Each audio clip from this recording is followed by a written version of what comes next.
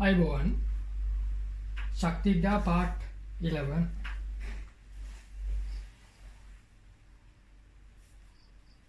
තවට දැන් පාඩමක් ඉවර වෙගෙන යනකොට පොඩි සතුටක් හැම දැනනවනේ. ඒකට මේක බුදුරුද්දිම වීඩියෝ එකකින් මේකයි තව එකකින් වලට අපිට පාඩම ඉවර කරන්න පුළුවන්. ඊට පස්සේ ඉනෝගොනික් වලට යමු.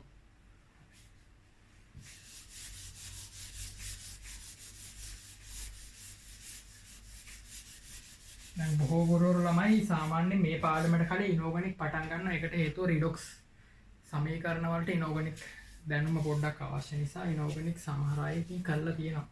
පීගුණි වගේ තමයි සමහර අය ඉන්නේ. අපිට අවුලක් නෑ. අපි ඉතින් මේ නිවාඩු කාලේ වීඩියෝ ටිකක් වැඩිපුර දාලා කරමු. හරි. එතකොට ඔයගොල්ලන්ට දැන් මේක තියෙන නිසා ටිකක් ඉක්මනට බලාගෙන ගියාම අපිට පීගුණුවත් ඉවර කරගන්න පුළුවන්. S ගුණ පීගුණ ඉවර කරගන්න පුළුවන්. හින්දා ඒක එච්චර ප්‍රශ්නයක් නෑ. අපි ඉන්නේ ඉදිරියෙන් කියලා හැම වෙලේම මතක තියාගන්න. අපි පසුපසින් නෙවෙයි ඉන්නේ. අපි ඉන්නේ ඉදිරියෙන්. හරි.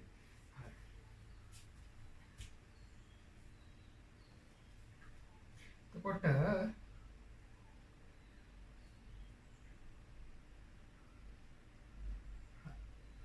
දැන් අපි බලමු ප්‍රතික්‍රියාවක ළමයි එන්ට්‍රොපිය ගණනය කරන්න පොඩ්ඩක් ප්‍රතික්‍රියාවක කොහොමද අපි බලන්නේ කියලා. කියන්නේ දැන් S කියන්නේ එන්ට්‍රොපියනේ. මේ කියන්නේ ප්‍රතික්‍රියාවක සම්මත එන්ට්‍රොපිය. හරිද? ඒතකොට ප්‍රතික්‍රියාවක සම්මත එන්ට්‍රොපිය කියන්නේ තමයි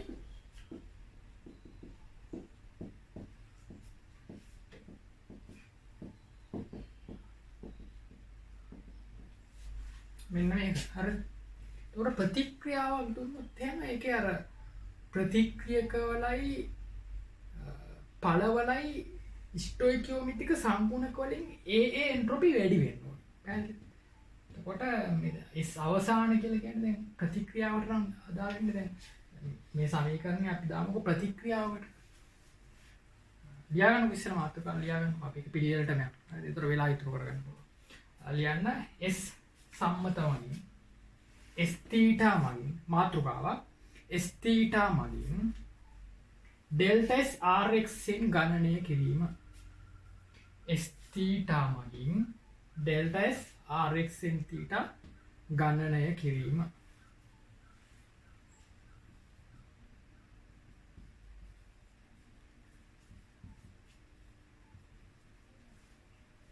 හරි.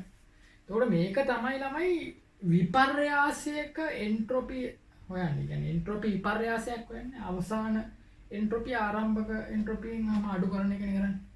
එතකොට මෙන්න විපර්යාස ප්‍රතික්‍රියාවක් වුණාම මෙන්න මේ ප්‍රතික්‍රියක වල සංගුණක තියෙනවා, ඵලවල සංගුණක තියෙනවා. එතකොට මේ අවසාන කියන්නේ තමයි මේ ඵලවල. ආරම්භක කියන්නේ මොනවද? ප්‍රතික්‍රිය වලට. එතකොට මේ සමීකරණය තා පොඩ්ඩක් අපිට ලස්සන කරලා ලියන්න පුළුවන් මෙන්න මේ.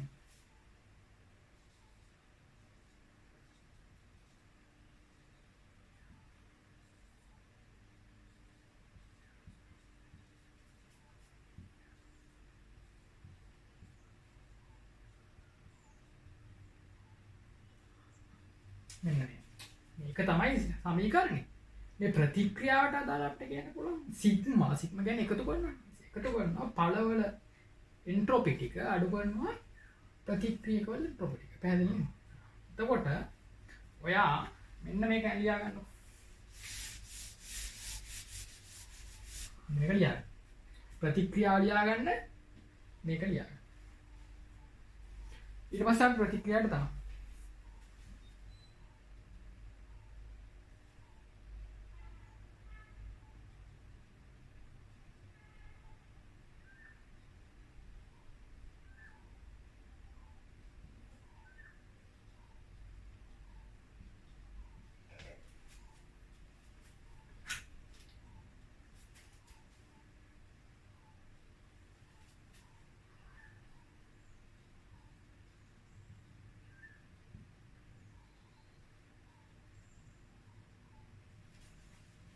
මේකත් ලියාගන්න. මේ දෙන්නට අදාළව ඵල දෙන්නට අදාළව එන්ට්‍රොපි ටික ලිව්වා. හැබැයි ඒ එන්ට්‍රොපි ඒ සංගුණ ප්‍රතික්‍රියක සංගුණක වලින් වැඩි කරනවා නේ. මෙයාගේ එන්ට්‍රොපිය පොතකින් කියවගෙන එයාගේ සංගුණකින් වැඩි කරන්න. ස්ටොයිකියෝමිතික සංගුණකින් වැඩි කරන්න ඕනේ. ඔක ලියලා කොටු කරත් කමන්නේ නැහැ. නැත්තම් මේක කොහොම ලියාගත්තාම ප්‍රමාණවත්. හරිනේ? හරි. ඔක ලියාගන්න. ඊට පස්සේ ඔක ලියන්න අපි ගානක් හදමු. අන්නේ ඔක ලියාගෙන ගානක් හදමු.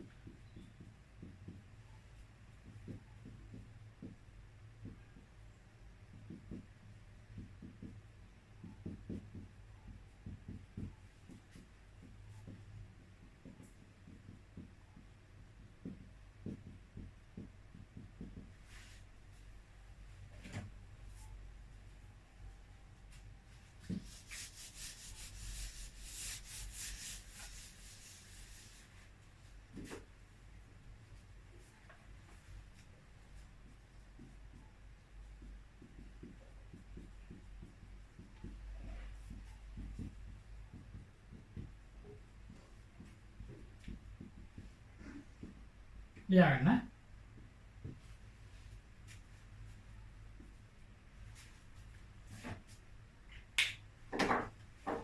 එන්න ගාන මම ගාන හදමු.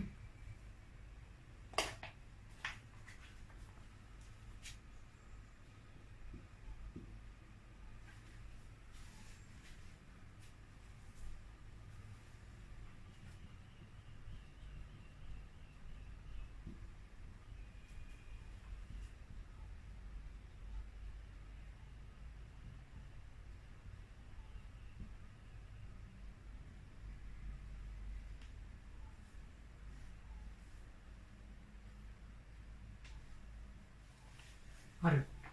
දැන් මෙහෙමයි. S theta කියන එක ළමයි පොත් වලින් හොයාගන්න පුළුවන්. ඒ කියන්නේ ඒගොල්ලන්ගේ එන්ට්‍රොපි අගය සම්මත එන්ට්‍රොපි අගය. එන්ට්‍රොපි කියන අහඹුතාව. එතකොට එන්ට්‍රොපි අගයන් තුනක් දීලා තියෙනවා තුන් දෙනෙක්ගේ පොතෙන් අරගෙන තියෙනවා. එතකොට එක කිලෝ ජූල් සෝරි ළමයි මෙතන ජූල් මවුලයකට කරගන්න. පොඩ්ඩක් වැඩිද ජූල් ඒකකේ වැරදි නේ ජූල් කෙල්විනේටනේ මතක නැහැ. මේක දැක්ක ගමන් මට ඒක පස්සේ දැක්කේ. ජූල් කෙල්විනේට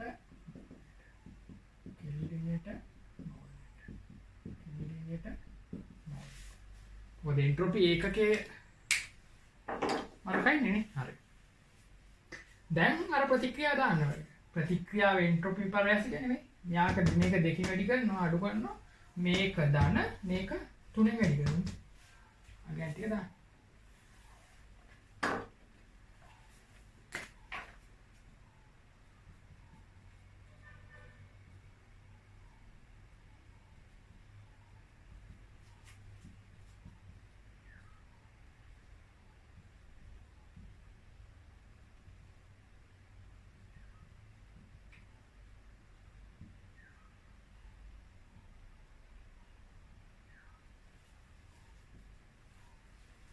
අමෝනියා වල 192යි නයිට්‍රජන් වල 191යි 130යි.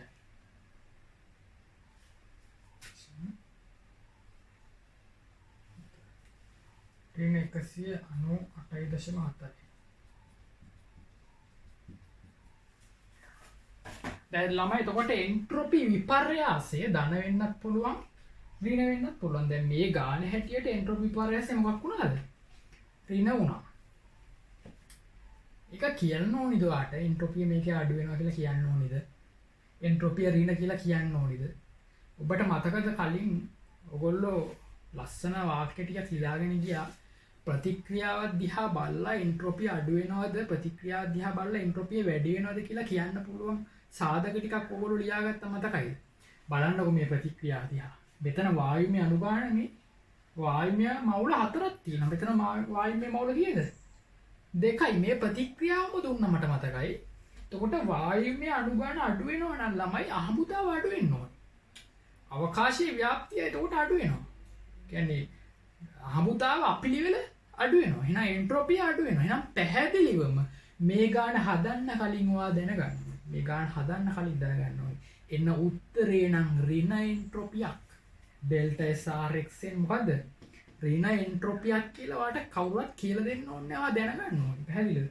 මේකට අනුව ප්‍රතික්‍රියා දිහා බලලා කියන්නේ හරිනේ ඍණ. එන්ට්‍රොපිය අඩු වෙනවා නම්. හරිනේ?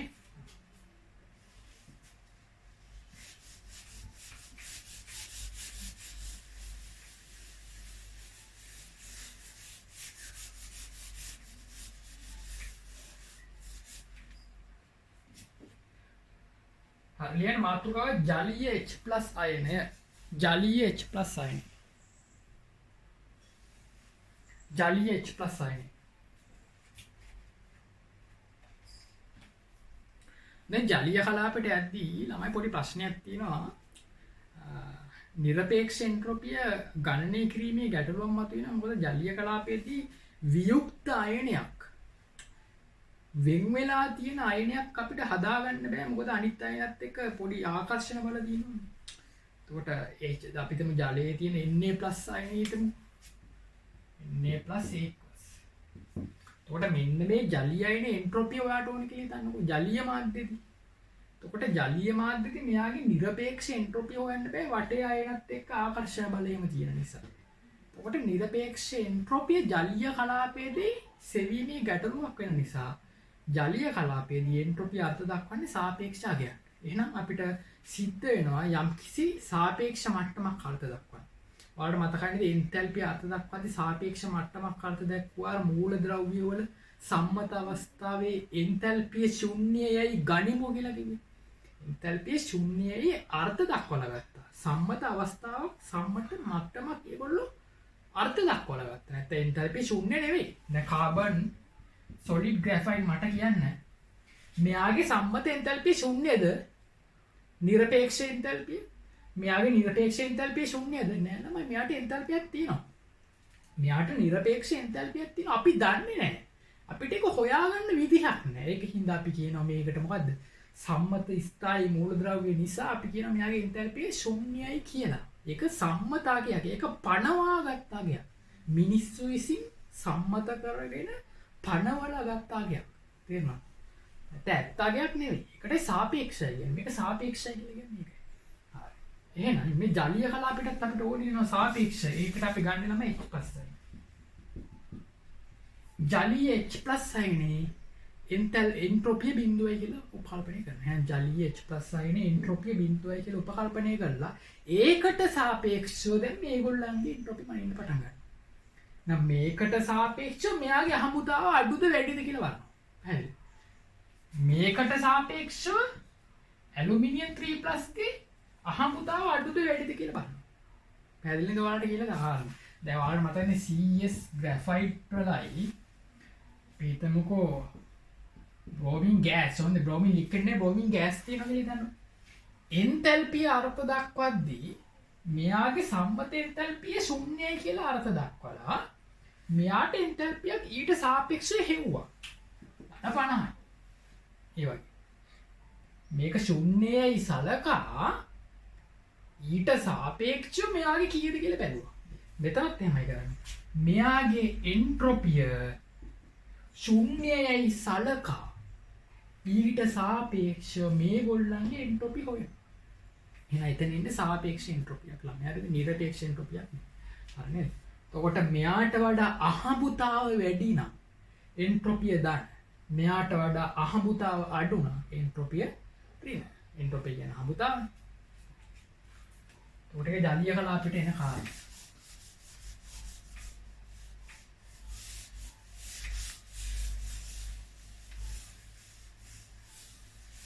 හරි. ලියාගන්න ජලීය ද්‍රාවණ වලදී අයන ජලීය ද්‍රාවණ වලදී අයන තනිකර ධන අයන හෝ ඍණ අයන ලෙස පවතින්නේ නැත.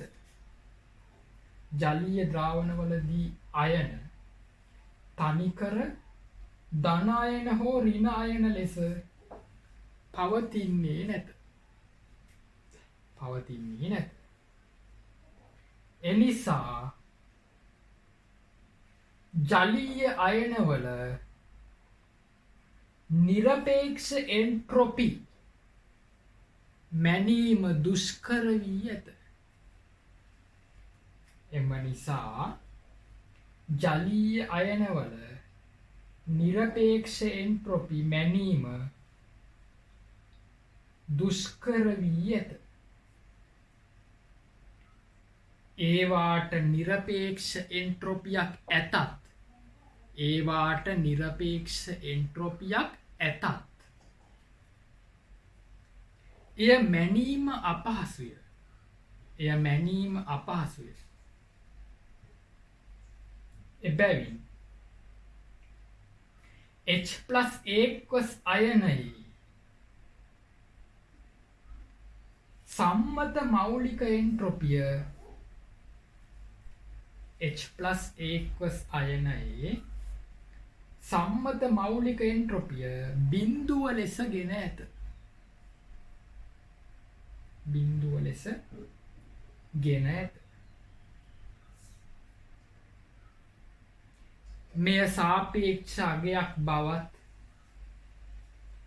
මෙය සාපේක්ෂ අගයක් බවත්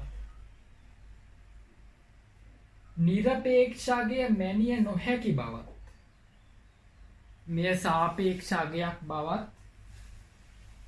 නිරපේක්ෂ අගය මැනිය නොහැකි බවත්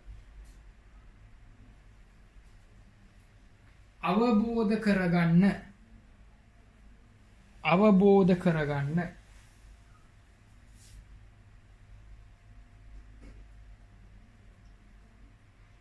ඊට සාපේක්ෂ අනෙක් ජලීය අයනවල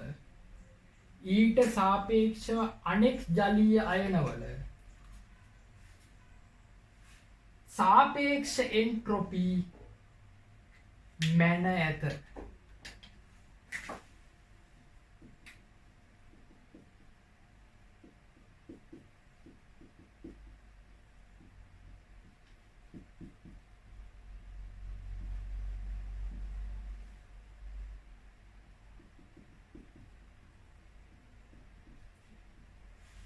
ඊට සාපේක්ෂව අනිත් ජලීය අයනවල සාපේක්ෂ එන්ට්‍රොපි මැන ඇත.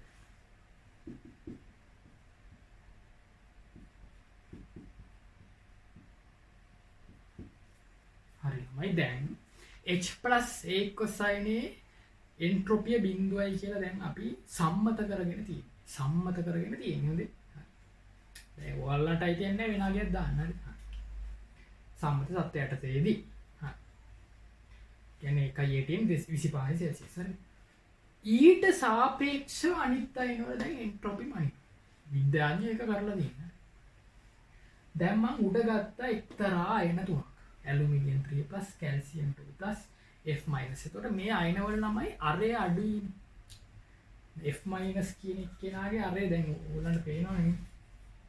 මෙහෙට යද්දි අරය අඩු වෙනවා. මෙතනත් කැටායන ගද්දි මේ තුන් දෙනෙක් ඇලුමිනියම් ඉන්නේ මෙතන. තේරෙනවද? කැල්සියම් ඉන්නේ මෙතන. මැග්නීසියම්ටත් යටින් කැල්සියම් ඉන්නේ. එතකොට කැල්සියම් වල ටිකක් වැඩි වුණාට මෙතන සාපේක්ෂව අඩුයි කියලා අරන් තියෙනවා. හරිද? එතකොට මේ තුන් දෙනාගේ අරය සාපේක්ෂව අඩු නිසා ළමයි සජලනය වීමේදී ඔයගොල්ලන්ට මතක නම් සජලනය වීමේදී එන්ට්‍රොපි අඩු වෙනවා. තේරෙනවද? ජලාණු ක්‍රමානුකූලව වට කරගන්න ඕනේ. කියන්නේ කුඩා අයන ජලාණු විසින් ක්‍රමානුකූලව වට කරගන්න නිසා ඒගොල්ලන්ගේ අහඹුතාව අඩු වෙනවා. එතකොට H+ අයනයට සාපේක්ෂව මේගොල්ලන්ගේ අහඹුතාව අඩු. H+ අයනයට සාපේක්ෂව අහඹුතාව අඩු වෙනවා. මේගොල්ලන්ගේ සම්මත එන්ට්‍රොපි අගයන් තමයි ඍණ අගයන්. හරිද? මේවා ටිකක් විශාල අයන. එතකොට මේගොල්ලන්ගේ සජලනය වීමේදීත් පොඩි එන්ට්‍රොපියක් අඩු වෙනවා තමයි. හරිද? පොඩ්ඩක් අඩු වෙනවා තමයි. හැබැයි ටික විශාල අයනනේ. ඒක නිසා අර H+ අයනයට සාපේක්ෂව මේගොල්ලන්ගේ අහඹුතාව වැඩි. සාපේක්ෂව හිතන්න ඕනේ. H+ අයනයට සාපේක්ෂව අහඹුතාව වැඩි නිසා H+ට බිඳුව දෙනකොට මේගොල්ලන්ට හිමි වෙනවා ධන අගය. නම් දාන එන්ට්‍රොපි නම් මෙයාගේ කීයද? දාන 45යි ජූල් කෙල්වින්ට මවුලට වගේ අගයක් ඇති. පොතෙන් කියවද්දි ළමයි මේ ලිතියම් ප්ලස් එකගේ දාන අගයක් එන්ට්‍රොපිය. මේක පොතෙන් කියවද්දි ළමයි ඍණ අගයක්. ඒක තේරුම මොකක්ද? H+ සාපේක්ෂව අහඹුතාව අඩුයි කියලා ඉන්නේ. H+ සාපේක්ෂව අහඹුතාව වැඩි කියලා එකෙන් තේරෙන්නේ. හරිද? දැන් ළමයි මේ තුන ලියලා මෙහෙම ඉම්ප්ලයිස් වෙන මතරයි මේ ඉතල. මේක ලියලා මෙතනින් වාක්‍යය ලියා ගන්න. මොම වාක්‍යය ලියා ගන්න. මේක ලියලා මෙහෙම වාක්‍යය ලියා ගන්න. පැහැදිලිද? එහෙනම් මේ තුන ලියා ගන්න. මේ තුන ලියාගෙන මෙතනින් ලියා ගන්න ඕනේ වාක්‍යය මම දැන් කියනවා. මේක ලියාගත්තා. මෙතන වාක්‍ය දැන් කියන්න යන්න. කුඩා අයන නිසා සම්මත එන්ට්‍රොපිය ඍණ වේ. කුඩා අයන නිසා සම්මත එන්ට්‍රොපිය ඍණ වේ. සජලනය නිසා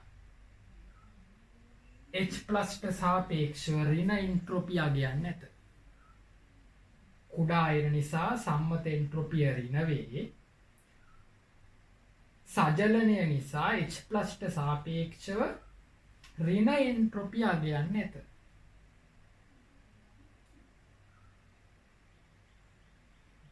දැන් මේක මේ තුන.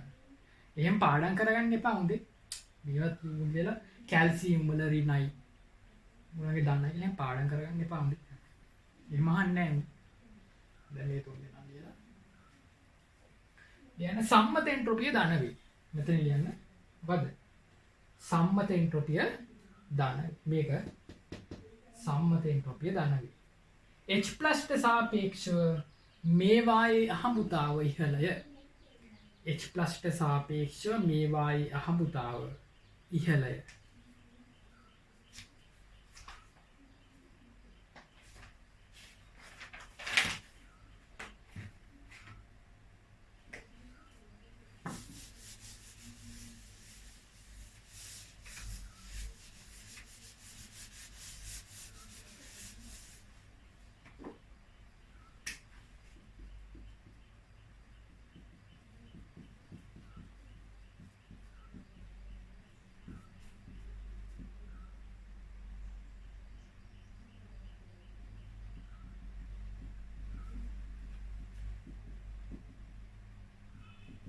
දැන් ළමයි සැලකිය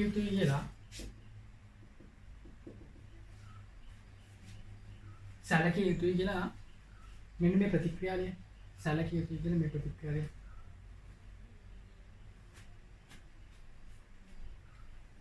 මේ ජලයේ විඝටනයනේ ජලයේ දැන් ජල අණුවක් හැදෙන පැත්තට තියෙනවා. ළමයි ආගේ එන්ට්‍රොපිය ළමයි ධනාංගයක්. ඒ ප්‍රතික්‍රියා එන්ට්‍රොපිය ධනාංගයක්. හරි. ඒක නිකම් පොඩි කරුණක් විදිහට මම දෙන්නේ යන්නේ. හරිද? කියන්නේ මේ විපර්යාසයේ ළමයි එන්ට්‍රොපි විපර්යාසයේ ධනාංගයක්. ඒකට හේතුව ඒ තේරුම මෙයාගේ එන්ට්‍රොපිය වැඩි කියන එක නේද? පළවල එන්ට්‍රොපිය වැඩි කියන එක. මොකද ඩෙල්ටා SRX කියන්නේ පළ ඍණ ප්‍රතික්‍රියකනේ. කියන්නේ පළවල එන්ට්‍රොපිය වැඩි ප්‍රතික්‍රියක වල එන්ට්‍රොපියට වඩා. පැහැදිලි නේද?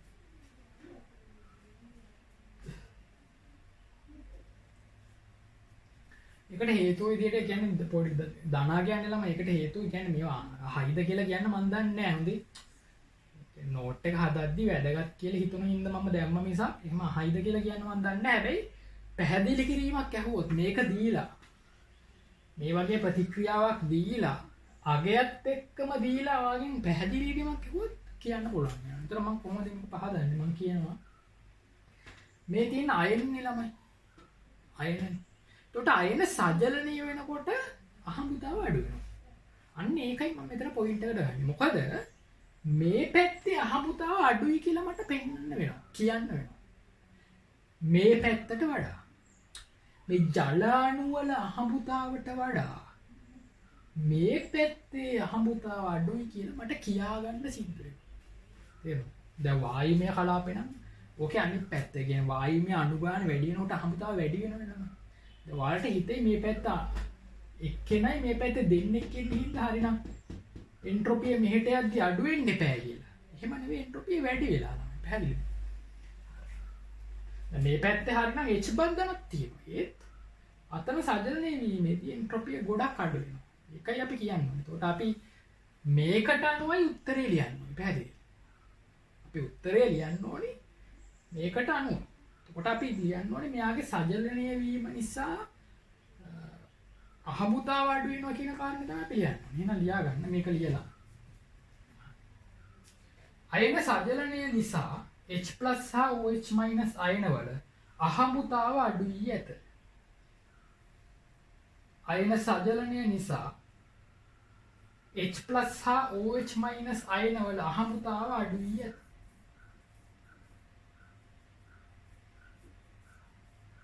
H2O අණු අතර H බන්ධන පැවතුනද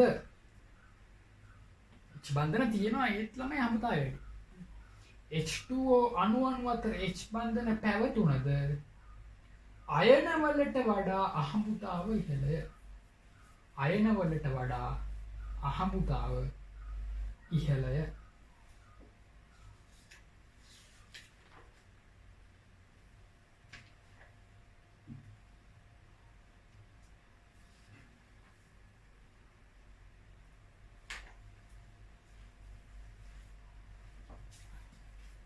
ඒ නියම් පොඩි කරුණක් විදිහට මම දුන්නේ. හරිද? ඔය නෝට් එකේ නැතත් කමක් නැහැ නේද?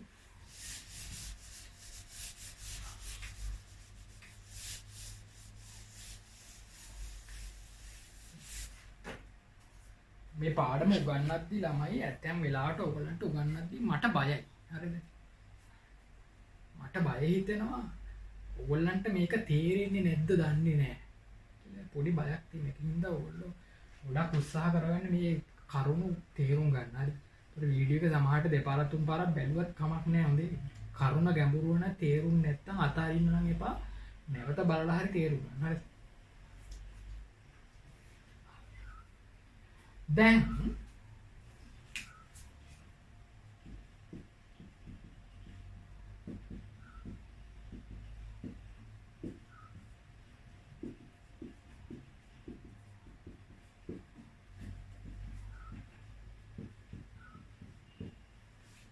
අලුත්ම තැනකට යන්න හදන්නේ.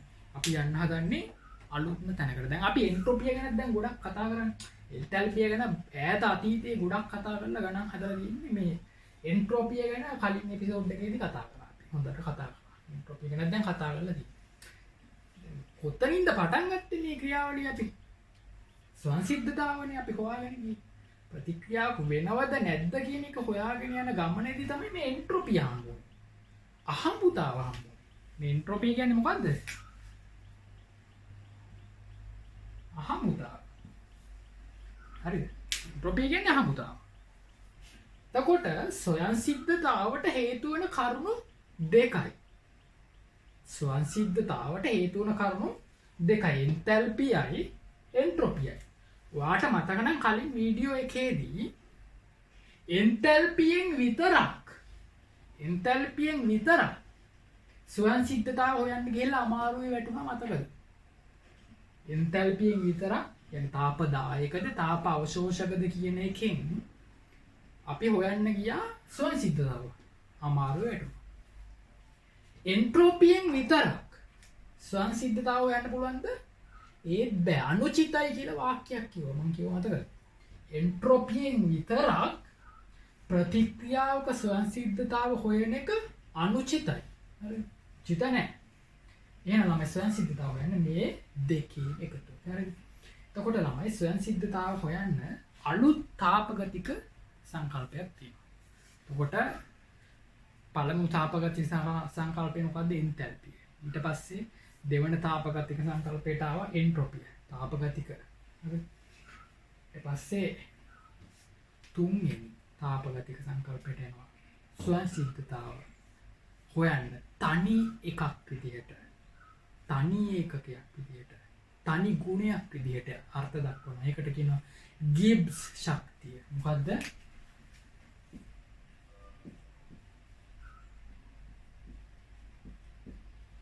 ගිබ්ස් යෝජ්‍ය ශක්තිය.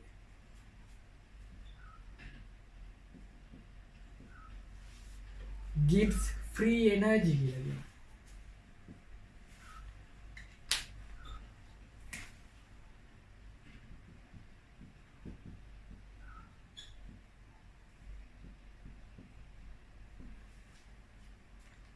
එන්තැල්පි කියන්නේ නමයි ඩෙල්ටා H. ඒ කියන්නේ එන්තැල්පි විපර්යාසය. නැත්නම් එන්තැල්පිය කියලා H.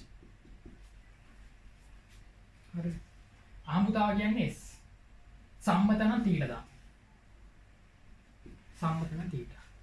ළමයි ගිබ්ස් වලට කියන්නේ මොකද්ද? G. ගිබ්ස් වලට කියන්නේ සංසිද්ධාට කියන්නේ මොකද්ද? G. සම්මත නම් G තීටා. පැහැදිලිද? එහෙනම් ආයි කියන්නම් ස්වසිද්ධතාව ඔයාලට හොයන්න එකපාරෙන් පුළුවන් කාගෙන්ද? එන්තැල්පියෙන්ද? නැත. එන්ට්‍රොපියෙන්ද? නැත. මේ දෙකේම එකතුවෙන් හැදුණු කවුද? ස්වසිද්ධතාව හොයන ගිබ්ස් ෆ්‍රී එනර්ජි. ගිබ්ස් යෝජ්‍ය ශක්තිය. හරි. G කියන එක. හරි.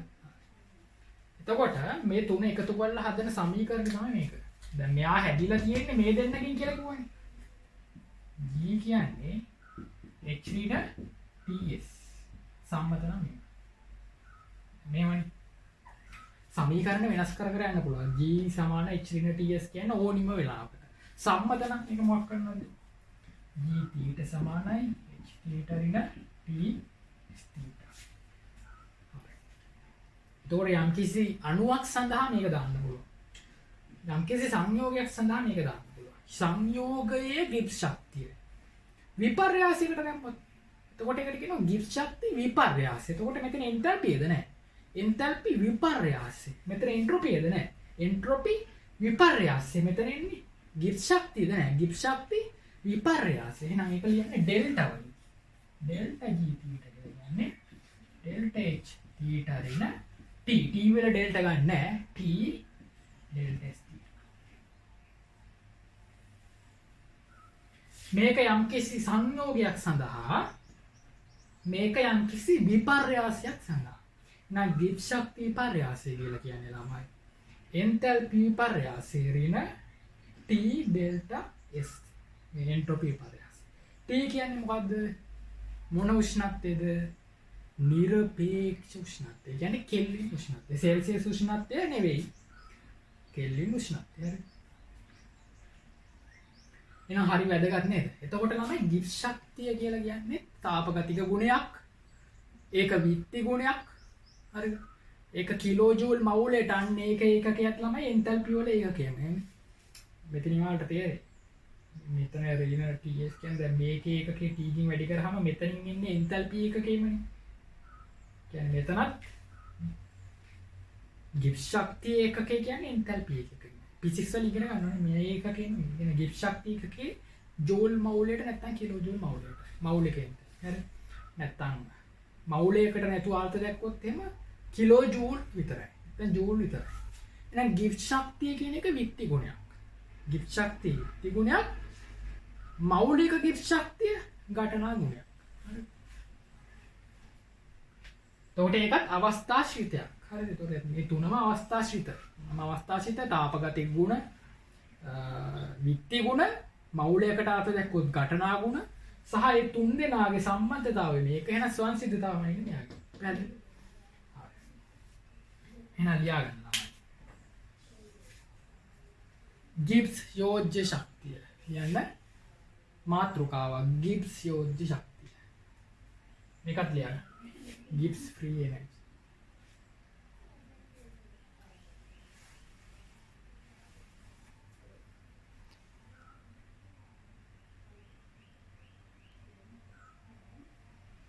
ගිබ්ස් යෝජ්‍ය ශක්තිය වරහන් ඇතුලේ ගිබ්ස් ෆ්‍රී එනර්ජි.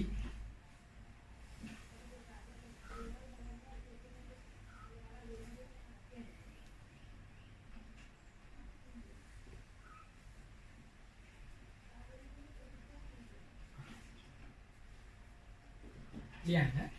කැපිටල් G යනු යම් ද්‍රව්‍යයක ගිබ්ස් ශක්තිය වේ. කැපිටල් G යනු යම් ද්‍රව්‍යයක ගිබ්ස් ශක්තිය වේ.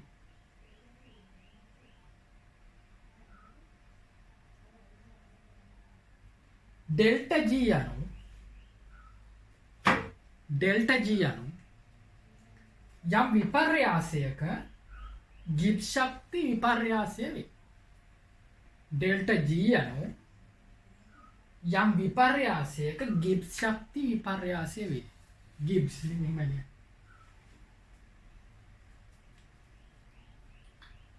ඩෙල්ටා G අනුව යම් විපර්යාසයක ගිබ්ස් ශක්ති විපර්යාසය වේ. ගිබ්ස් ශක්තියද හර්සල් ගිබ්ස් කියලා විද්‍යාඥයෙක් තමයි වර්තර. ගිබ්ස් ශක්තියද එන්තැල්පිය කමා එන්ට්‍රොපිය මෙන් අවස්ථාශ්‍රිතයකි. ගිබ්ස් ශක්තියද එන්තැල්පිය කමා එන්ට්‍රොපිය මෙන් අවස්ථාශ්‍රිතයකි. විත්ති ගුණයකි. අවස්ථාශ්‍රිතයකි විත්ති ගුණයකි. ප්‍රතික්‍රියාවක ස්වයංසිද්ධතාව මනින්නේ. හොඳම වැදගත්ම වාක්‍යය. ප්‍රතික්‍රියාවක ස්වයංසිද්ධතාව මනින්නේ ගිබ්ස් යෝජ්‍ය ශක්තිය මගිනි. ප්‍රතික්‍රියාවක ස්වයංසිද්ධතාව මනින්නේ ගිබ්ස් යෝජ්‍ය ශක්තිය මගිනි.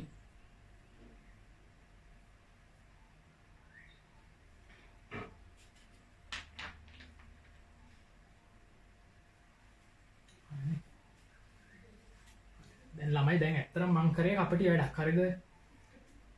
ඕගොල්ලන්ට මතක නම් මම සංසිද්ධතාව හොයන්න කියලා පටන් ගත්තේ එදා මං ගිබ්ස් ගැන කිව්වේ නෑනේ. මට ඕනි ප්‍රතික්‍රියාවක සංසිද්ධතාව හොයන්න තමයි කියලා තමයි පටන් ගත්තේ. ඒකෙන් ඒක හොයන්න ගිබ්ස් වලින් කියලා මම ඔයාලට කියලා දුන්නේ නෑ එදා. තේරුණාද? මම වටයක් ගැහුවේ මම මුලින් එන්තැල්පියෙන් පුළුවන්ද කියලා බැලුවා. ඊට පස්සේ ආහෙන එන්තැල්පියෙන් බෑ වෙන තාපගතික ගුණයක් ඕනි කියලා එන්ට්‍රොපියට පැන්නා. මොකද එන්ට්‍රොපිය වෙන අපිට අල්ලගන්න ක්‍රමයක් නෑ.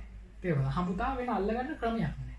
එහෙනම් එන්තැල්පිය කියන පරණ තාපගතික ගුණයෙන් චෙක් කරලා බලලා අලුත් තාපගතික ගුණයක් හඳුන්වලා දුන්න අහඹුතාව කියලා. ඒකත් ඕගොල්ලන්ට හොඳටම කියලා දීලා දැන් මම කියනවා මේ දෙකේම එකතුවෙන් එන ගිබ්ස් වලින් තමයි සංසිද්ධතාව මනින්නේ. දැන් පැහැදිලි නේද වැඩි? මේගොල්ලන්ට පැහැදිලි සංසිද්ධතාව මනින්නේ ගිබ්ස් වලින්.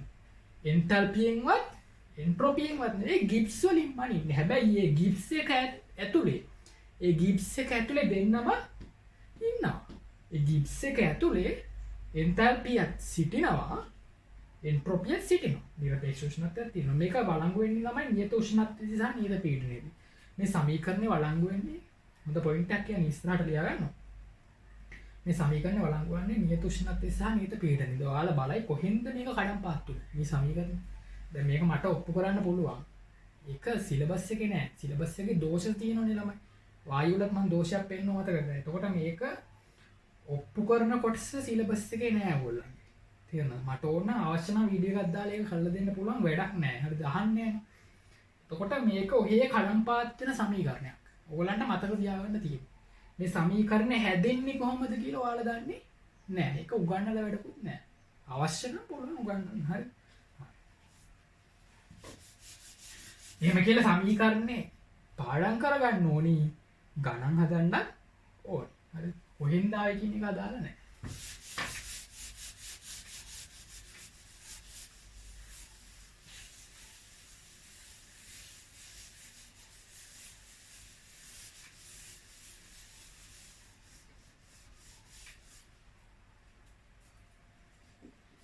දාල්වාලු ගිෆ්ට් වලින් කොහොමද ළමයි සංසිද්ධතාව මනින්නේ? හරි. ඒකත් කඩම් පාත් වෙන එකක් තමයි. හරි. පහලින් යන්න. ප්‍රතික්‍රියා කර.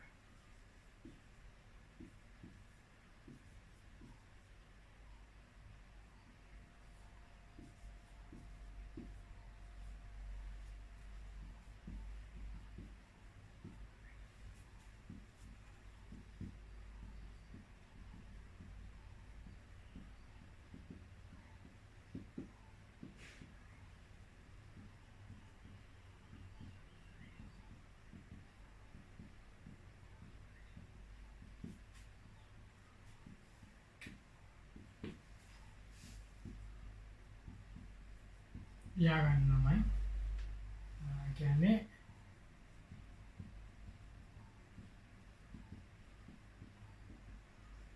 අපි ගිබ්ස් ෆ්‍රී එනර්ජි එක ගණනය කරනවා ඒකේ අගේන් වැඩක් නෑ අපිට ගිබ්ස් ෆ්‍රී එනර්ජි එක ඒ කියන්නේ ඩෙල්ටා G ගණනය කරන්න වාට එන්නේ 50ද 1000ද 1500ද 10000ද කියන එක වැඩක් නෑ වාට වැදගත් වෙන්නේ ඒ අගේ ධනද ඍණද කියන එක තේරුණාද 50 වුණත් 1000 වුණත් 1500 වුණත් වැඩක් නෑ වාට වැදගත් වෙන්නේ ධන 50ද ඍණ 50ද කියන නැත්තම් බිංදුවද හරිද එතකොට ගිබ්ස් ෆ්‍රී එනර්ජි එක ළමයි නැත්නම් ගිබ්ස් විපර්යාසය ගිබ්ස් ශක්ති විපර්යාසය ඍණ වුණොත් මේ කුඩයි බිංදුව කියන්නේ ඍණයි කියන එකනේ මේකේ තේරුම කුඩයි බිංදුවට අඩුයි කියන එක මේ මොකද්ද මේ කියන ඍණාගයක්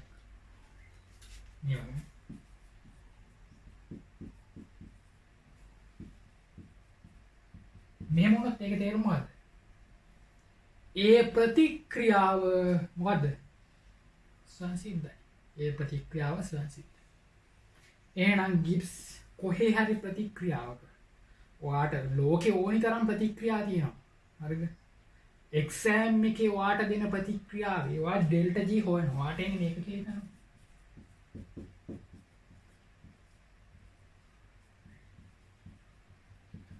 ලොකු වගේක් වැඩක් නෑ ධනනේ ධන එහෙනම් ප්‍රතික්‍රියාව මොකද්ද සංසිද්ධ නොවේ ලොකු හින්දා ඒක ලොකු හින්දා නෙවෙයි ළමයි ධන හින්දා පැහැදිලිද ධනාගයක් නිසා බිඳුවට වැඩි නිසා ළමයි ප්‍රතික්‍රියාව මොකද්ද සංසිද්ධ නොවේ නේද එක්සෑම් එකේ අහන ප්‍රතික්‍රියාවේ ඔයා හොයන්න ඕනේ මොකද්ද එන්තල්පියද හොයන්න ඕනේ නෑ එන්ට්‍රොපියද හොයන්න ඕනේ නෑ ඔයා හොයන්න ඕනේ ගිබ්ස් ශක්ති පරයාසය හොයලා ඒක ධනද ඍණද කියලා චෙක් කරන්න පැහැදිලිද ඒක සමානයි බිඳුනේ ළමයි ඒක තේරුම් ප්‍රතික්‍රියා සමතුලිතයේ පවතී කියලා ඒක තාම ඔයාලට සමතුලිතයි කියලා කියන්නේ ළමයි ගතික සමතුලිතය කියලා එකක් තියෙනවා ඒක උගන්වන්නේ ෆිසිකල් පාඩමේ සමතුලිත පාඩමේ තමයි උගන්වන්නේ සමතුලිතය කියන්නේ මෙන්න මේ වගේ එකක් හරි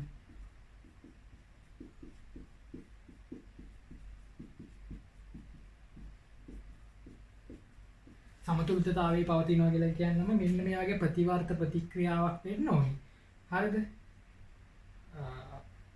මේවැ සංඝටකවල සාන්ද්‍රණ නොවෙනස් වෙවි තියෙනවා තුන් දෙනාගේම අගයක් තියෙනවා අපිට මෙයාගේ සාන්ද්‍රණේ 0.7යි මේ සාන්ද්‍රණේ 0.2යි 0.8යි කියලා හිතමු සාන්ද්‍රණ වෙනස් සමාන වෙන්න ඕනේ ඒ සාන්ද්‍රණය නියතයි කාලයත් සමග ඒ සාන්ද්‍රණ වෙනස් නොවි පවතිනවා නම් නියතයි ඒකට කියන සමතුලිතතාවයකටපත් වෙලා සහ මෙතන ප්‍රතිවර්ත ප්‍රතික්‍රියාව ප්‍රතිවර්ත කියන එකේ තේරුම තමයි මේක මෙහෙට යන්නත් පුළුවන් මෙහෙට යන්නත් පුළුවන්. ඒ කියන්නේ මේ දෙන්න එකතු වෙලා මෙයා හදන්නත් පුළුවන්. මෙයා විකටන වෙලා මේ දෙන්න හදන්නත් පුළුවන් නම් ඒකට කියන ප්‍රතිවර්තය. සහ තුන් දෙනාගේම සාන්ද්‍රණ නිශ්චිත අගයක පවතිනවා නම් අපි ඒකට කියනවා ඒ ප්‍රතික්‍රියාවට මොකද්ද? සමතුලිතතාවයේ පවතිනවා. එතකොට ඩෙල්ටා G ඒ වගේ එක කීයද? බිංදුව. එතකොට මේව එන්නේ කොහොමද කියලා ඔයාලා දන්නවද? ඔයාලා දන්නේ නැහැ ළමයි. ඔයාලට දැන් ප්‍රශ්න කරන්න පුළුවන්. ඇයි ඩෙල්ටා G ඍණම් නාම සංසිද්ධ? තේරුණාද? මේ ප්‍රශ්න වලට උත්තර ඒ ලෙවල් වල නැහැ. තේරුණාද? අවශ්‍ය නම් මම ඕනනම් වෙනම වීඩියෝ එකක් දාලා උගන්වන්නම්. ඔයාලට තේරෙයිද දන්නේ නැහැ. හරිද? එහෙනම් ළමයි අවශ්‍ය ටික ඉස්සෙල්ලා ඉගෙන ගන්න එපානේ. හොඳා? මෙන්න මේක ලියා ගන්න ඕ ඉස්සෙල්ලා.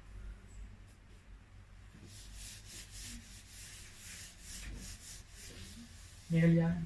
මේක නම් හොඳට ඔළුවේ තියෙනවා. ප්‍රතික්‍රියා වලට දී කුඩා බිඳුවයි සමාන බිඳුවයි විශාල බිඳුවයි. ප්‍රතික්‍රියා සංසිද්ධ වේ සමතුලිතතාවයේ පවතී සංසිද්ධ නොවේ.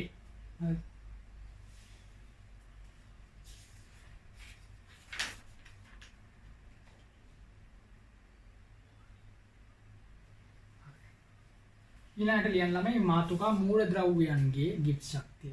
මූලද්‍රව්‍යයන්ගේ ගිබ්ස් ශක්තිය.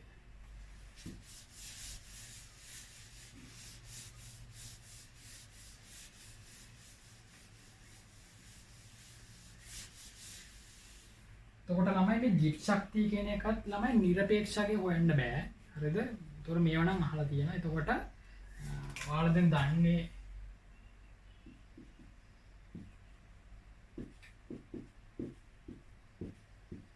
මෙන්න මේ තුන් දෙනානේ දැන් එන්තැල්පි එන්ට්‍රොපි ගිබ්ස් කියන එකනේ එන්තැල්පියේ නිරපේක්ෂ එන්තැල්පි හොයන්න බෑ නිරපේක්ෂ එන්ට්‍රොපි හොයන්න පුළුවන් ගිබ්ස් වල ගත්තාමත් ළමයි සංයෝගවල නිරපේක්ෂ ගිබ්ස් ශක්තිය හොයන්න බෑ අපිට එහෙනම් සම්මතාවයක් අර්ථ දක්වන්න වෙනවා පැහැදිලිද එහෙනම් ගිබ්ස් ශක්තිය ගත්තාමත් ළමයි යම් කිසි සංයෝගයක නිරපේක්ෂ ගිබ්ස් ශක්තිය හොයන්න බෑ තේරෙනවද නිරපේක්ෂ ගිබ්ස් ශක්තියක් නැතුව නෙවෙයි තියෙනවා නිරපේක්ෂ එන්තැල්පියකුත් තියෙනවා මෙයාට තියෙනවා මේ කාබන් සොලිඩ් ග්‍රැෆයිට් වලට නිරපේක්ෂ එන්තැල්පියක් තියෙනවා අපි ඒක දන්නේ නැහැ ඒකින්ද ඒකට අපි කියනවා මොකක්ද කියලාද බිඳුවයි කියලා ඒක දාගත්තා කියන්නේ ඒ වගේ මේගොල්ලන්ට නිරපේක්ෂ ගිබ්ස් ශක්තියක් තියෙනවා අපි ඒක දන්නේ නැහැ ඒකින්ද සම්මතගයක් දාගන්න මෙතන නිරපේක්ෂකයක් තියෙනවා සහ අපි ඒව දන්නවා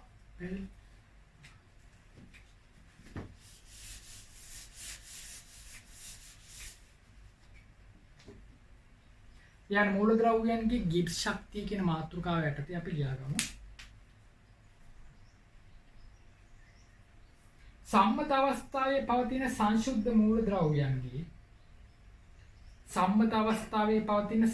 මූලද්‍රව්‍යයන්ගේ එන්තැල්පිය වගේම තමයි නේද? සම්මත අවස්ථාවේ පවතින සංශුද්ධ මූලද්‍රව්‍යයන්ගේ සමුද්දේශ ස්වරූපවල සමුද්දේශ කතා කරාවන්ද ජනිස්සගෙන් අහගන්න මේ වචනේ තේරුම හරි අනුත් මාත් කියලා දුන්නා සම්මත අවස්ථාවේ පවතින සංශුද්ධ මූලද්‍රව්‍යයන්ගේ සමුද්දේශ ස්වරූපවල ගිබ්ස් ශක්තිය ශූන්‍ය ලෙස ගනි ස්වරූපවල ගිබ්ස් ශක්තිය ශූන්‍ය ලෙස ගනි මන්ද නිරපේක්ෂ ගිබ්ස් ශක්තිය මැනිය නොහැක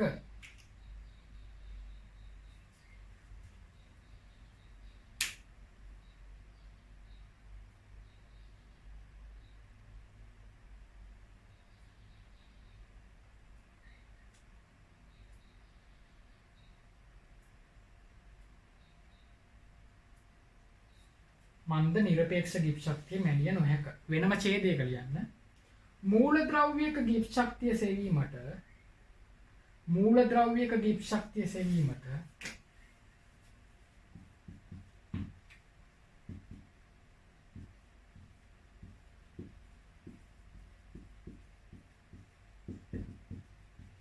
මූලද්‍රව්‍යයක ගිබ්ස් ශක්තිය සෙවීමට මෙන්න මේක ලියන්න g θ සමානයි h θ ඍණ ps θ මූලද්‍රව්‍යයක ගිබ්ස් ශක්තිය සෙවීමට g θ සමානයි h θ ඍණ ts θ සමීකරණය යොදාගත හැක සමීකරණය යොදාගත හැක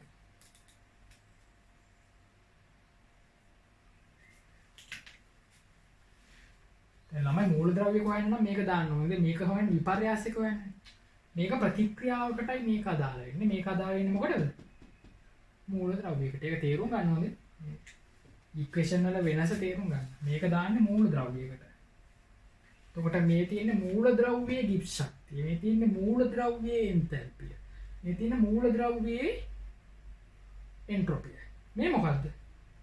ප්‍රතික්‍රියාව විපර්යාසය. ඉතින් එන්ට්‍රොපි විපර්යාසය මේ එන්ට්‍රොපි නේ එන්තැල්පි විපර්යාසය එන්ට්‍රොපි විපර්යාසය හරිනේ හරි ඒක දාන්න ප්‍රතික්‍රියාවට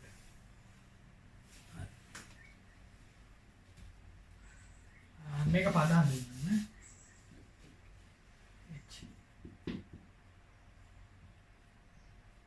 මූලද්‍රව්‍ය වල සම්මත එන්තැල්පි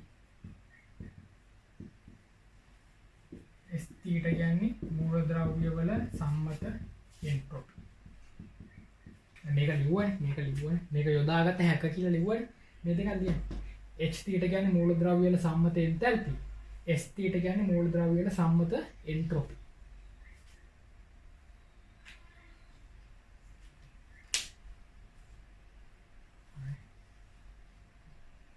හරිනේ.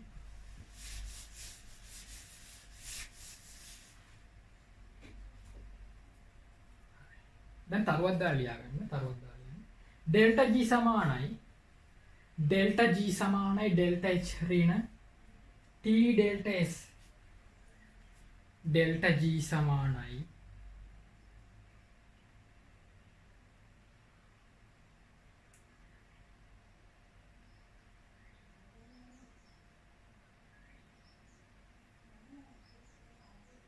ඩෙල්ටා G සමානයි ඩෙල්ටා H ඍණ T delta S.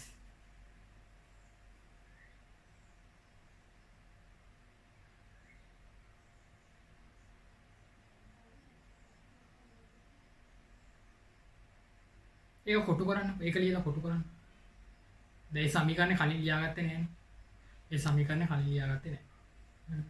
Delta G සමානයි ඩෙල්ටා H ඍණ T ඩෙල්ටා S.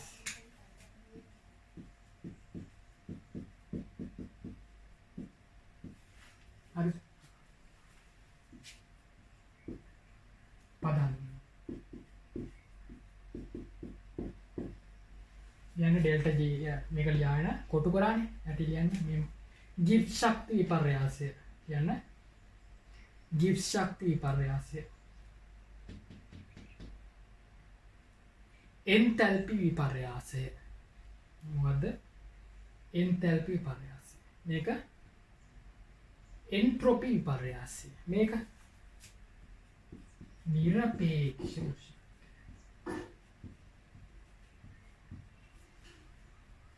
ගිබ්ස් ශක්ති විපර්යාසය, එන්තැල්පි විපර්යාසය, එන්ට්‍රොපි විපර්යාසය. මේක ළමයි උෂ්ණත්වය. මොකද්ද? නිරපේක්ෂ උෂ්ණත්වය. හරි.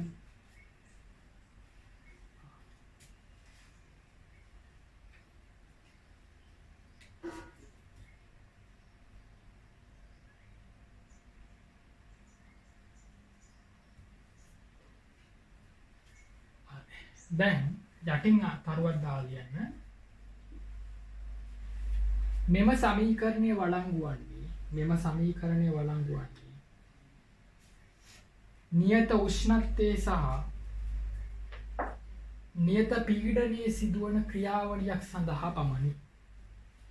මෙම සමීකරණය වළංගු වන්නේ නියත උෂ්ණත්වයේ සහ නියත පීඩනයේ සිදුවන ක්‍රියාවලියක් සඳහා පමණි.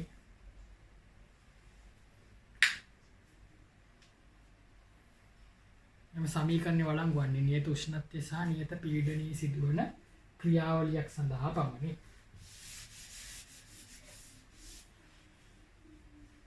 ඒ ළමයි දැන් එන්තැල්පිය වෙනස් නොවී තියෙන නම් ළමයි නියත පීඩනයක් යට තියෙනවා. ඒතකොට මේකට නිශ්චිත උෂ්ණත්වයක් දාන්නේ ඒ අදාළ තැනදී උෂ්ණත්වය වෙනස් වෙවි තියෙනවා. හරි. සරලව කිව්වොත් එහෙම හරි.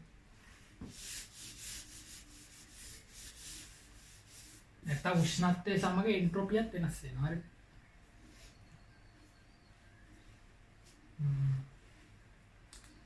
ගානක් හදන්නේ.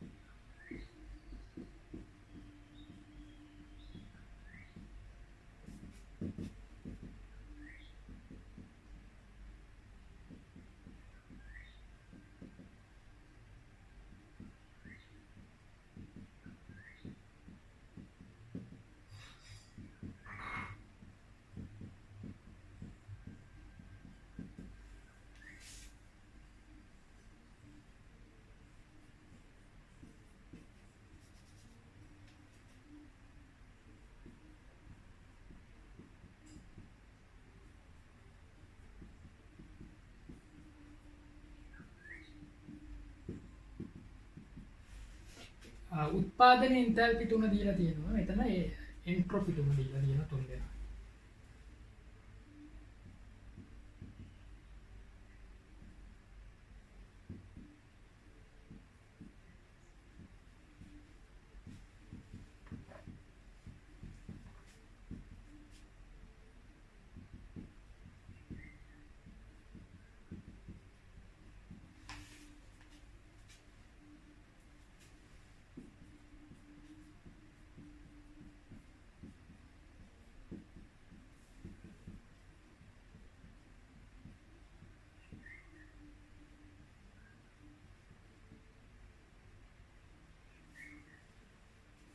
යන්න දාන තුන ලියාගෙන යට ප්‍රතික්‍රියා ලියලා යන ප්‍රතික්‍රියාවේ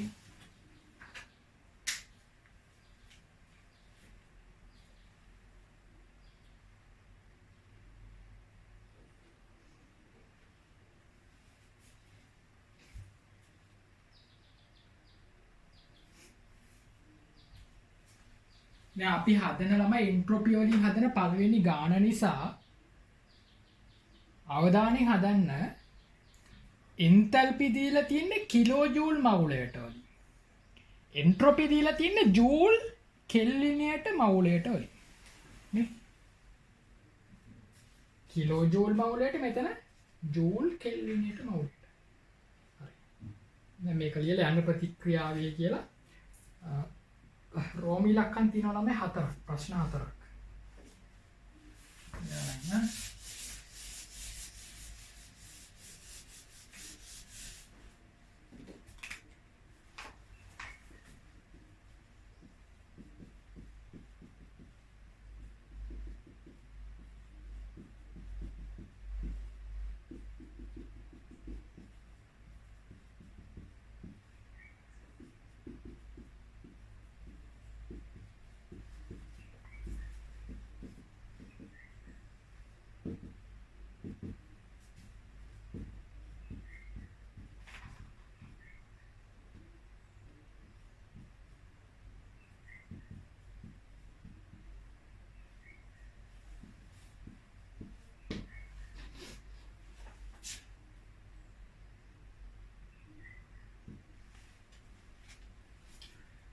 डेल्टा एच आर एक्स හොයන්න डेल्टा एस आर एक्स හොයන්න डेल्टा जी आर एक्स හොයන්න ප්‍රතික්‍රියාවේ සංසිද්ධතාව පවසන්න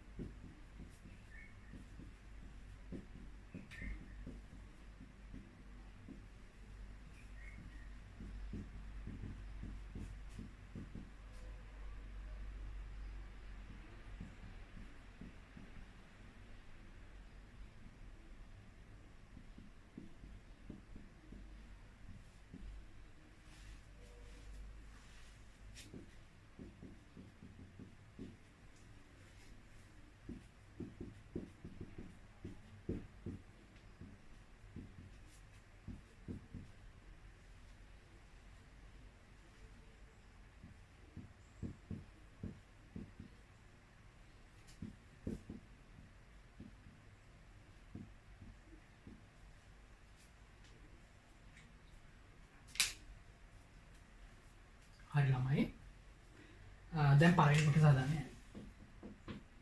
තනියෙන් පුළුවන් අය තනියෙන් හදලා ඉවරලා බලන්න දැන් දීලා තියෙන්නේ ළමයි උත්පාදන එන්තල්පිනේ හරිද උත්පාදන එන්තල්පි දුන්නාම ප්‍රතික්‍රියාවේ එන්තල්පි හොයන ක්‍රම දෙකක් කියලා දුන්නා මොකද්ද ක්‍රම තුනක් දන්නවා ඔයාලා ක්‍රම දෙක මොකද්ද එන්තල්පි රූප සටහන අනිත් එක හේස් නියම වක්‍රය අනිත් එක තමයි ළමයි මේ සමීකරණය මේ සමීකරණයත් MCQ එකට හරි වැදගත් හරි. ඒ කියන්නේ හේස් නියම වක්‍රෙම තමයි. දැන් එන්තල්පි හොයමුකෝ. ප්‍රතික්‍රියාවේ එන්තල්පි කියන්නේ සංඝටක මූලද්‍රව්‍ය වලින් උත්පාදනය කරන යන්නේ. ප්‍රතික්‍රියක උත්පාදනය ඵල උත්පාදනය. එතකොට හේස් නියම දැම්මොත් එන්නේ මෙහෙමනේ. මේක දන මේක සමානයි මේකනේ. මේ තියෙන්නේ මොනවද? ප්‍රතික්‍රියක මේ තියෙන්නේ ප්‍රතික්‍රියකවල උත්පාදනය. මේ තියෙන්නේ මොනවද? F හොඳ ඩෙල්ටා H ෆෝමේෂන්. මේ තියෙන්නේ ඵලවල උත්පාදනය. දැන් හේස් නියම වක්‍රයෙන් මොකක්ද එන්නේ? මෙහෙම තමයි. පාත් දෙක මොකද්ද? එක පාත් එකක්. මේක දන මේක සමානයි මේක කියලා එන්නේ. එතකොට එනවනේ මෙන්න මේක. එතකොට මේ සමීකරණයෙන් හදන්න පුළුවන් ගන්න. මොකද්ද? උත්පාදන එන්තල්පි දීලා තිබුණොත් පළවන උත්පාදන එන්තල්පි වල එකතුව අඩු කිරීම ප්‍රතික්‍රියක වල උත්පාදන එන්තල්පි එකතුව. පැහැදිලි? පළවල කියන්නේ මොකක්ද? මේ දෙන්න නේ. කැල්සියම් ඔක්සයිඩ් දෙන කාබන් ඩයොක්සයිඩ්.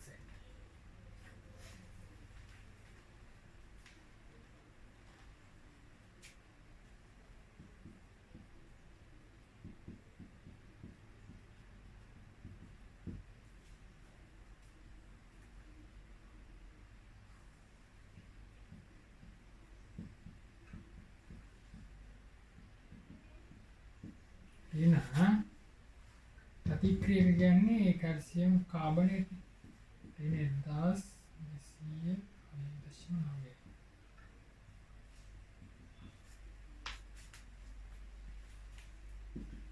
සංගුණ කළමයි මේවා ස්ටොයිකියෝමෙට්‍රික සංගුණකයක් තිබුණොත් නම් ඒවෙන් ගුණ වෙන්න ඕනේ. දැන් මෙතන දෙක එහෙම තිබුණොත් ඒක දෙකෙන් වැඩි වෙන්න ඕනේ යාගේ. හරිද?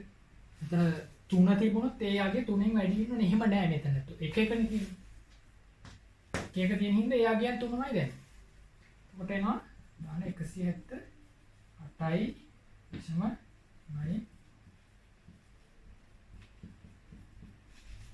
හරිනේ.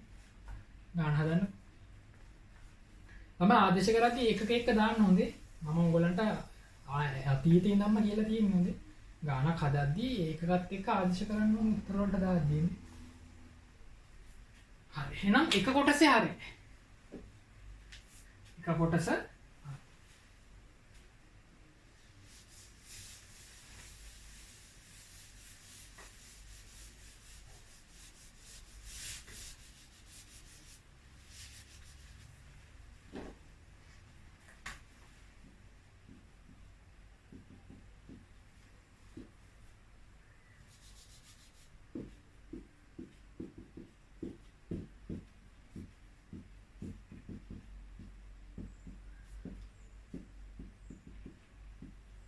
අද දවසේ වීඩියෝ එක පටන් ගත්තේ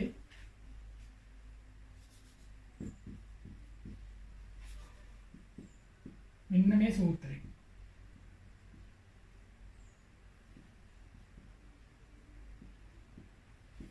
අද දවසේ වීඩියෝ එක පටන් ගත්තේ මේ සූත්‍රය. දැන් බලන්න මේක අපිට ඕනේ මොකද්ද? ප්‍රතික්‍රියාවක සංඝටකවල එන්ට්‍රොපි දී ඇති විට ප්‍රතික්‍රියාවේ එන්ට්‍රොපි විපර්යාසය හොයන්න සූත්‍රයක් තියෙනවා. මුලින් ලියන්නේ කාගේද? පළවල අර උත්පාදනයේ දුන්නා වගේමයි. මතකයි නේද උත්පාදනයේ දුන්නා. උත්පාදනයේ ලියුව පළවල කියලා. උත්පාදනයේ දත්තල පළවල. නම් ඩෙල්ටා S පළරින මොකද්ද මෙතන ප්‍රතික්‍රියාව. එතකොට ළමයි ස්ටොයිකියෝමෙට්‍රික සංගුණකයෙන් වැඩි කරන්න ඕනි. මෙතන ස්ටොයිකියෝමෙට්‍රික සංගුණක එක තියෙන. තුන් දෙනාගේ මේකනේ තියෙන්නේ. නම් S calcium oxide dana SCO2 in S Ca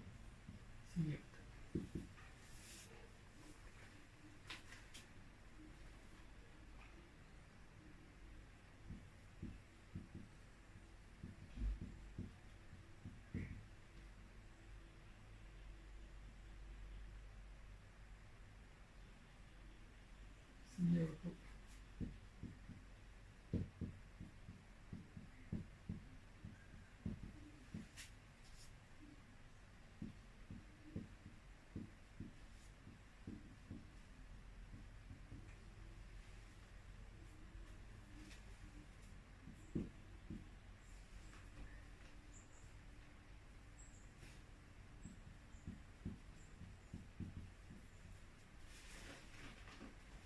හරි.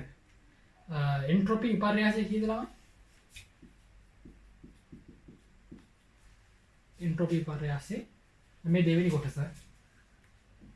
මේ දෙවෙනි කොටස. එන්ට්‍රොපි විපර්යාසය දානයෙක් දානෝනේ. හැබැයි ඒක ජූල් කෙල්වින්ට මවුලට. දාන්න ජූල් කෙල්වින්ට මවුලට 159.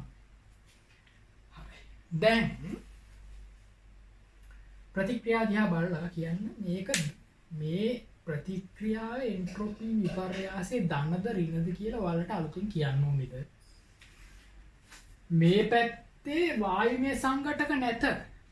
මේ පැත්තේ වායුමය සංඝටකයක් හැදිලා.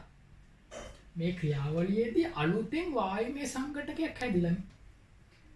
කියන්නේ මෙතන බන්ධන කැඩිලා වායුමය සංඝටක වැඩි වෙලා.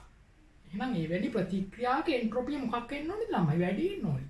අහඹුතාව වැඩි වෙන්න ඕනේ. අපිලිවෙල වැඩි වෙන්න ඕනේ. මේ පැත්තේ වායුමය සංඝටක නැත. මේ පැත්තේ වායුමය සංඝටක එකක් ඇත. එහෙනම් පැහැදිලිවම ගාන හදන්න කලින් එන්ට්‍රොපිය මොකක් කියලා දැනගන්න ඕනේද? ධනාගයක් කියලා ඔබ දැනගත යුතුයි. තේරෙනවද? ඒවා දැනගන්න. හරිද? එතකොට ලේසි වැඩි. හරි. ඒක ධන අගයක්මයි. කාට හරි ඍණාගයක් ආවොත් ගාන වැරදිලා කොහේ හරි. එහෙනම් තමයි දැන් එන්තල්පියත් හරි එන්ට්‍රොපියත් හරි. ඔන්න දැන් මෙතෙක් කල නොකරපු අලුත් වැඩක් කරන්න යන්නේ. මේ තමයි අපි ජීවිතේ පළවෙනි වතාවට ගිබ්ස් ශක්ති විපර්යාසයක් වන්නේ. පළවෙනි වතාවට ගිබ්ස් ශක්ති විපර්යාසයක් වෙමු.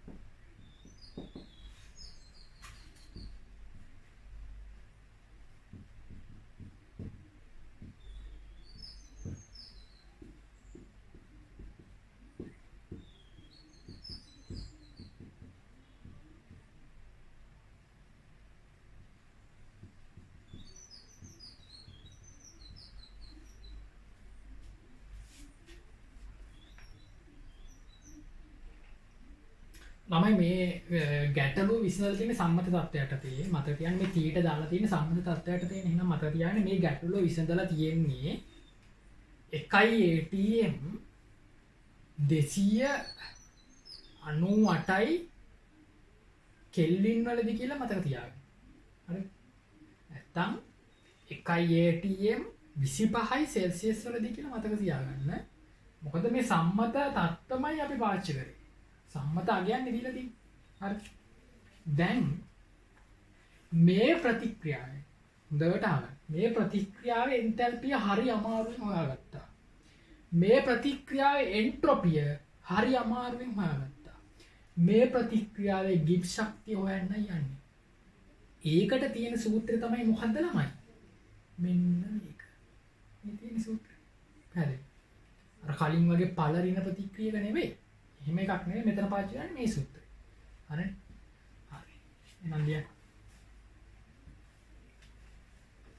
178.3 කිලෝ ජූල් මවුලයට ඍණ. උෂ්ණත්වය ගන්න කීයද ළමයි?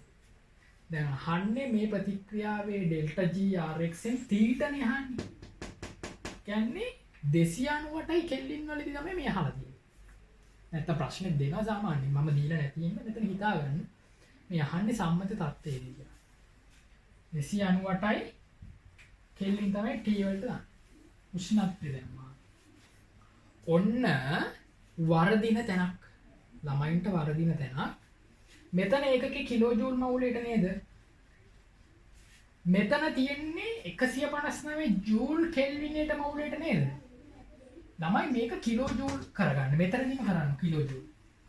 මෙතනදීම කිලෝ ජූල් කරොත් ඒක 1000න් බෙදන්න ඕනේ නේද? කීයද? 0.159යි. මොකද්ද? Kilo joule කෙල්විනයට මවුලට. ඒකක පිළිබඳව ගැටලුවක් එන්නේ හැම වෙලේම එන්තල්පියයි එන්ට්‍රොපියයි දාද්දි ළමයි එන්ට්‍රොපිය දාද්දි හිතන කිලෝ ජූල් කරලා ඉන්නේ. එහෙනම් 159 ද දාන්නවා. නෑ දශම 1.5 දාන්නේ. මොකද එතකොට ඒක ඒකකේ මොකද්ද? කිලෝ ජූල් මවුලයට කෙල්විනයට. එතකොට මේ කෙල්විනයට එක කැපිලා කිලෝ ජූල් මවුලයට එනවා. මෙතනත් තියෙන්නේ මොකද්ද?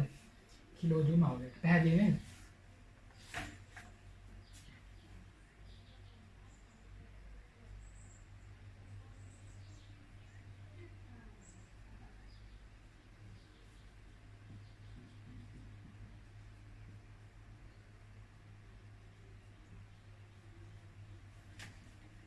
දාන්න.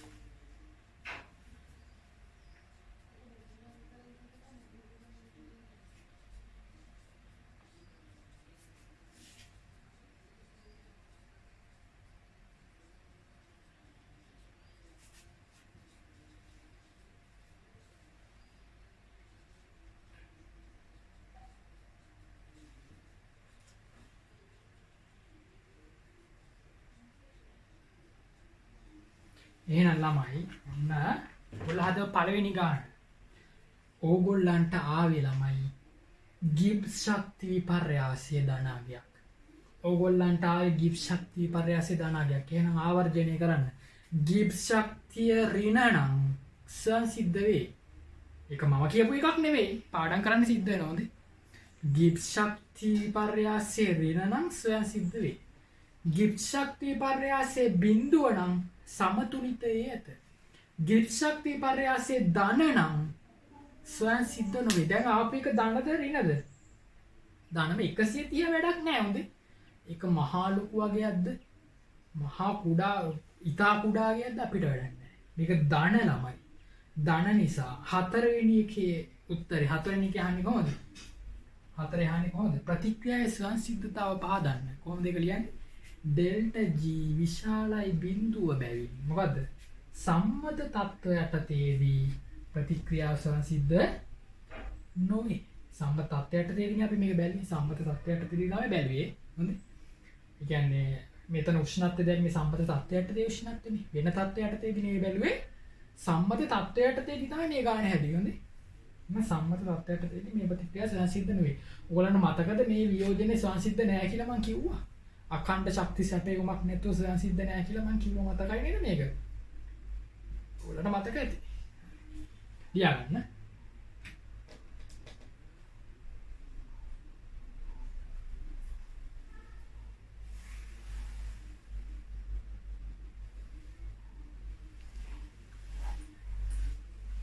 හරි දැන් පැයක් ගිහිල්ලා හින්දා අපිට නවත්තන්න වෙනවා.